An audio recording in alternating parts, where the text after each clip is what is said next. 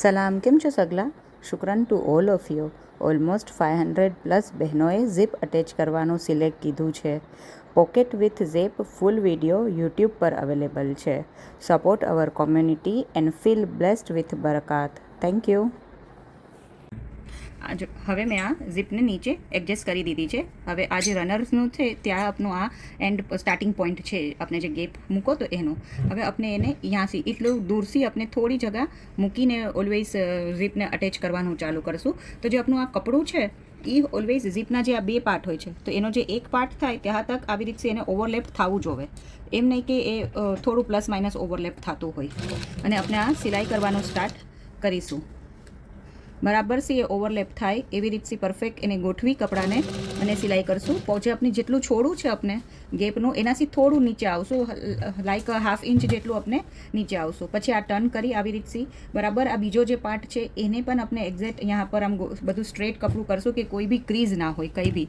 અને આને આપણે આ સ્લીપિંગમાં એક પાછી સિલાઈ કરશું અને यहाँ પર લોક સિલાઈ આપશું આપણે. ઓકે, હવે પાછું આને ટર્ન કરી સોય હંમેશા જ્યારે ટર્નિંગ કરીએ ફૂટ પ્રેસમાંથી કપડાને ત્યારે સોય ઓલવેઝ નીચે જ હોવી જોઈએ. સોયને નહીં નીકાળી દેવાની, નહીંતર તમારી જે આ સિલાઈ કરેલી હોય એ આગળ પાછળ થઈ જશે. અને હવે બરાબરથી પાછું કપડાને બધી બાજુથી એડજસ્ટ કરવાનું કે કોઈ જગ્યા પર કંઈ બી ક્રીઝ ના આવતું હોય કપડામાં. આવી રીતથી બે કપડાં મળતા હોય વચમાંની તમારી ચેન કોઈ બી જગ્યાથી જોવાવી ના જોવે. આમ પરફેક્ટ કપડાનું એડજસ્ટમેન્ટ હોવું જોઈએ. ને પછી આ કમ્પ્લીટ સિલાઈ કરશું આપણે. यहाँ પર પાછી સોય અંદર જ રાખી અને આ પલટાવશું અને આ રનર થોડું નીચે આપણે ઓપન કરી દઈશું ઝીપને. અને આ સાઈડ બી સેમ વે આપણે આવી રીતથી સ્લીપિંગમાં સિલાઈ આપશું.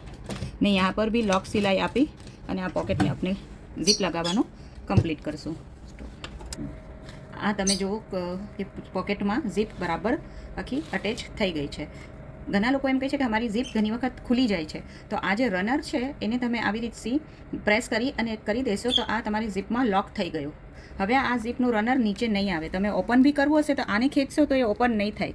જ્યાં તક તમે એને પાછું અપસાઇડ કરો અને પછી જ તમે એને આ કરી શકો છો ઓપન. તો આવી રીતથી ઝીપના જે રનર હોય છે એને લોક કરી દેવાનું, તો તમારી ઝીપ કોઈ વાર ઓપન નહીં થાય. હવે આ લાસ્ટ આપણું સ્ટિચિંગ છે. આજે પોકેટમાં ઝીપ લાગી ગઈ પછી આપણે પાછું એને અંદરની સાઈડ કરી દઈશું જ્યાં પર આપણું આ પોકેટ હતું એ. હવે તમે પોકેટની જ્યારે સિલાઈ કરો છો તો અગર તમારા પાસે ઇન્ટરલોક મશીન છે અને તમે એને ઇન્ટરલોક કરી દેશો તો ઓકે છે કે તમે આમ ડાયરેક્ટ સિલાઈ કરી દો.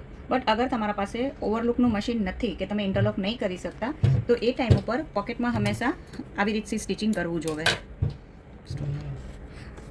આ જે બે પાર્ટ છે આપણા પોકેટના એને અંદરની તરફ આ સિલાઈ કપડાને આપણે ફોલ્ડ કરી દીધું પોકેટના મટીરિયલને.